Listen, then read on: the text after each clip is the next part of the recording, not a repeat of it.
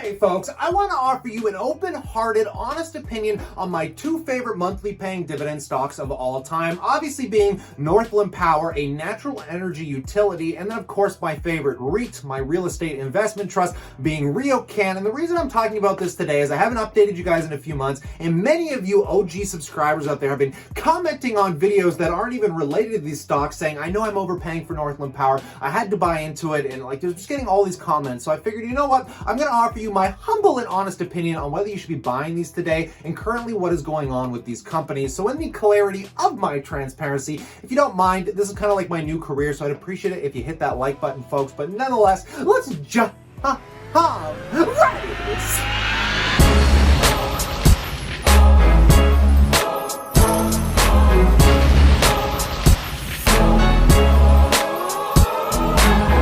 Welcome back, passive income investors alike.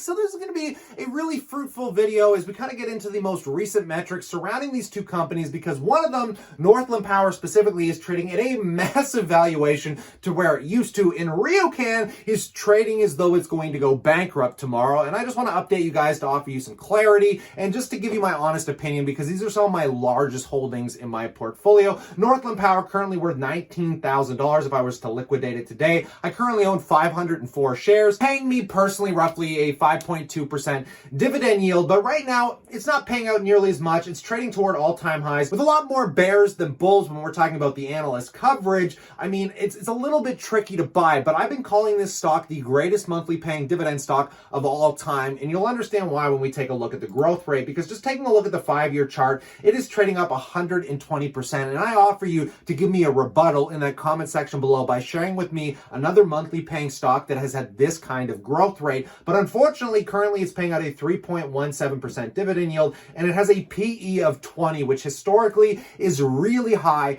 for the utility space. But when we get into the valuation metrics, we're going to see if this is justifiable, because we have to remember this is a natural energy company, highly focused on wind, solar, and thermal. And honestly, it is one of the few utilities that has expanded globally, which we're going to see when we get into the event presentation. But the problem is anything in the natural energy space has just been exploding. Obviously, we talk about things like Tesla, and I'm really praying to God this thing doesn't get out of control like Tesla has, because I still want to be able to actually understand the valuation behind this company, which nobody knows how to truly honestly value Tesla anymore. So let's get into some of the underlying fundamentals first. Now, utilities, when we're talking about the total assets versus liabilities, they don't trade like regular companies because they're super capital intensive businesses. But unlike other companies, they are government regulated, which almost guarantees a check to come in no matter what, because everybody wants to keep their lights on, right? So just taking a look here, they have a total asset of 10.4 billion, which isn't accurate because this is as of 2019, which we'll see the updates when we get into the books here, with a total liability of 8.9 billion. In 2019, they had an underlying asset of about 1.3 billion, give or take. And we can see that their growth rate has been pretty incredible, going from 2016, where they were doing 1.1 billion in revenue, to today, where they're sitting at about 1.6. So let's take a look at some of this growth rate on the actual assets that are producing the power, in which we can see from 2014, they have gone from apparently 5 billion in underlying assets to 11.5 billion in 2020, representing an 18% growth rate year over year, which is just stupid for a utility, right? And just taking a look at the operating capacity, the net capacity is 1,300 megawatts to 2,266 megawatts, which is about 11% increase year over year. The combined enterprise value increasing to about $14.8 billion in 2020, or again, a 25% year over year growth. Now, let's just take a look at what they're expected to do going forward, because they have some new projects coming online, which I'm going to share with you in a second, but they're expected to have a 60% growth rate by 2026, thanks to Hai Long, which is a new project that is coming online. Now, I absolutely love the management team behind this company, because I have no idea how they're nailing these contracts all over the world. Now, when I was buying this stock 5 years ago, the only thing that attracted me to it was the Gemini project that was going on in Germany, which is one of the largest offshore wind projects in the world. Germany wants to be generating about, I think, 98% of its power coming from natural resources by 2025. And luckily, Northland Power has one of the largest contracts with Germany. But since then, I've kind of put the stock on autopilot, in which they have just expanded massively into basically Latin America. They're in Asia now. And a lot of these projects, the one in Asia specifically, which I would presume is this one that's launching in Japan, is the one that's not coming online roughly till about 2026. So we have a lot of growth to look forward to. And honestly, it really wouldn't surprise me if these guys just get more contracts from other governments, as there's not a lot of competition in this space, as most utilities operate directly within specific countries, which we're going to take a look at when we're talking about their dividends specifically here, folks. Now, the problem with these high-flying dividend stocks is typically they don't do a lot of increases, which is one of the least attractive things, because most of us want stable dividend growth and expected dividend growth, which you'll get from something like a Pepsi or a Johnson & Johnson. But with something that pays a 3 to 5% yield, especially in a space like this, you can't expect a lot of growth. But nonetheless, Northland Power going from 2000, when it was paying a 98-cent dividend, to today, where it's paying roughly $1.20, we have been getting an increase. And comparing it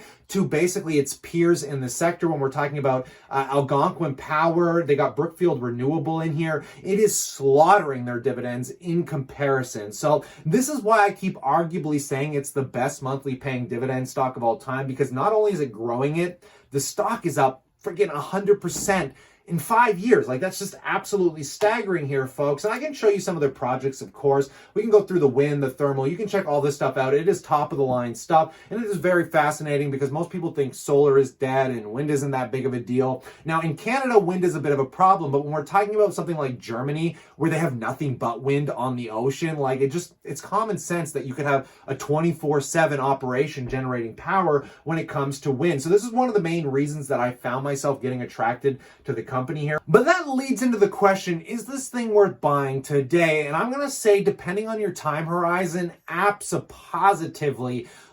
Now, getting a 3% yield starting, at least it's paid monthly, and the fact that you're going to have to pay almost double what I was paying absolutely sucks. But if you follow the same mantra I do, which is cost average in investing, I don't think there's anything wrong with doing a starter position and then just buying it over time, because obviously if there's enough negativity behind this company, it's going to slide off. But the fact that it's such a stable income producer, the fact that it still has new projects being constructed in multitudes of different places in the world, it is arguably so diversified that the security of this dividend is it's just going to be, I don't want to say guaranteed, but it's going to be damn near close, right? So like I said, I'm not going to be buying this today, but I do have it set up on a drip system, because Northland Power is one of the few stocks right now that offers a 3% discount on the drip enrollment. So if you just instead reinvest those dividends and get paid in shares, you're actually going to get a 3% discount, which means you're going to see a 3% increase on the dividend, which obviously doesn't offer much. It might take you from the 3% yield now to maybe 3.2, 3.3. But nonetheless, any increase on a company like this is better than nothing, and any decrease on the share price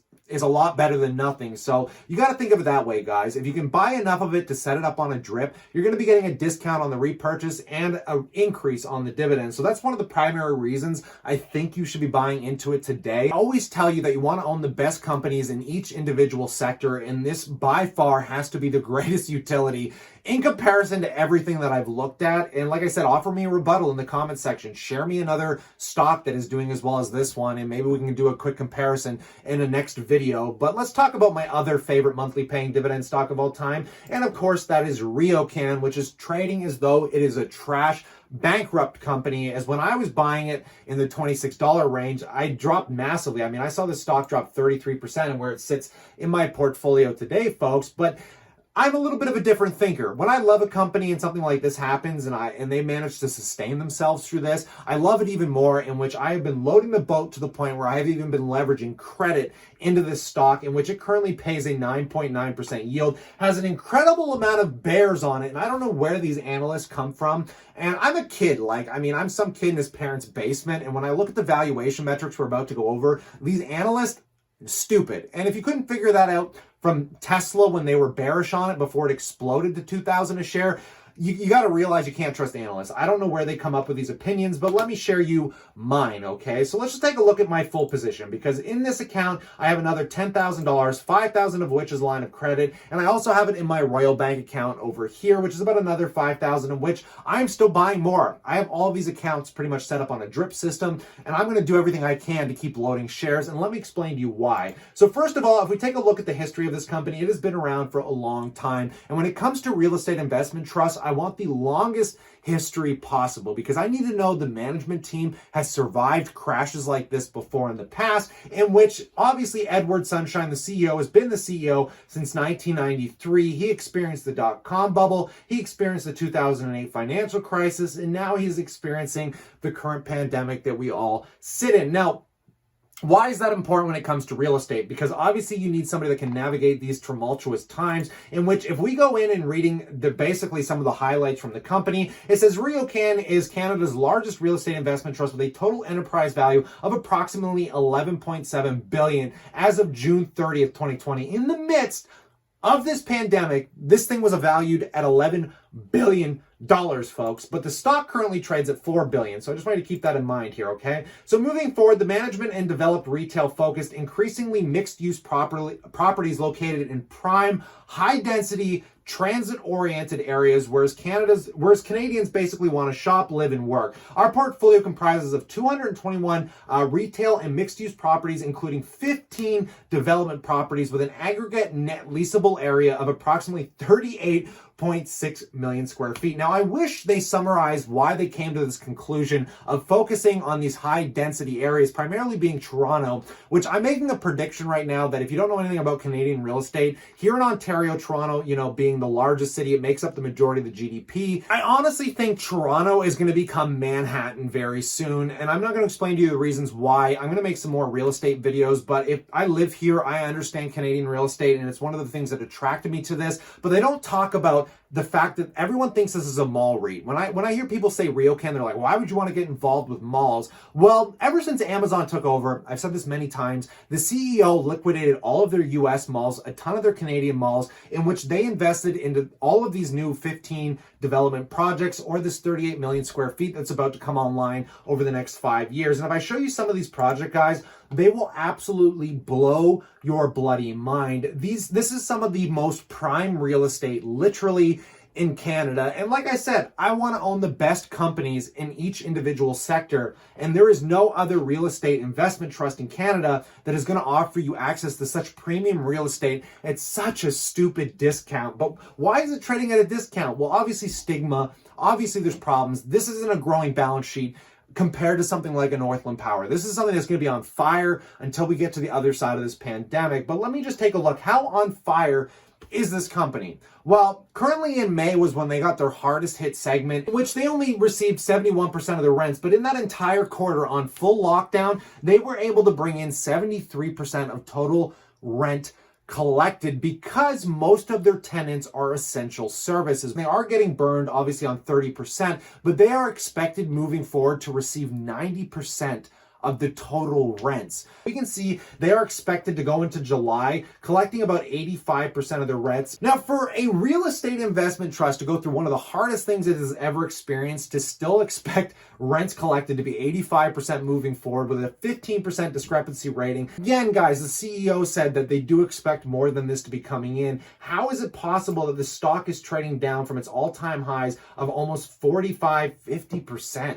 And especially considering right now, real estate prices are still going up. They're not going down right now. This pandemic exacerbated real estate prices. So that means their underlying assets are going up in value. They're still collecting the majority of their tenant rent. Now, obviously, because investors don't see any fruitful future for this company, they're not investing in it. But when we're talking about 30 plus million square feet coming online, and we're talking about them moving away from malls into rental condo units, mixed use condo buildings, I mean, if you listen to the investor relation page, you guys are going to get your mind blown by how awesome this company truly is. Now, when we're talking about the dividend growth rate right now, we're not talking huge dividend growth rate. Going back to 2000 when it was paying roughly $1 annually, today it's paying about $1.44. So in roughly 20 years, it's only increased the dividend by something like 40%, give or take, but we're still talking about pretty incredible dividend growth. Now, I truly believe in the next 5 years, when the rest of these projects come online, they will be increasing the dividend again, because that's going to make up for all the lackluster performance they're seeing from their tenants like Cineplex. I can't foresee why this company is trading where it currently trades, because it's literally trading as though it's going bankrupt. And when we're talking about 11 billion in underlying assets that you can pick up for 4.7 billion today with all this future projected growth, guys, you can't tell me this isn't trading at a massive discount. So between these two companies, I'm still buying both of them today. I was buying Riocan more aggressively because I think in the next year, this company is going to rebound back to like a $20 range. And then in the next 5 years, this is likely going to be a $30 stock. In my personal opinion, I can't foresee why, if you're Canadian, you don't want to own these companies. Now, this is just my humble opinion, but I would love to know what you guys think in that comment section below. A little bit of an update for you guys that love these two stocks as much as I do. If you're new to getting into them, I would be heavily aggressive on Riocan and start averaging in to something like a Northland Power, because obviously, oh my God, guys, between these two companies, you're getting like a 9.9% off Riocan as it stands today, and you're getting another 3% off Northland Power, giving you some awesome diversification in two different asset classes or two different sectors of the market. What more could you really ask for, especially when we're talking about companies that are likely going to be around for the rest of your lifetime? So stay cool, stay awesome, and I look forward to chatting to you guys tomorrow.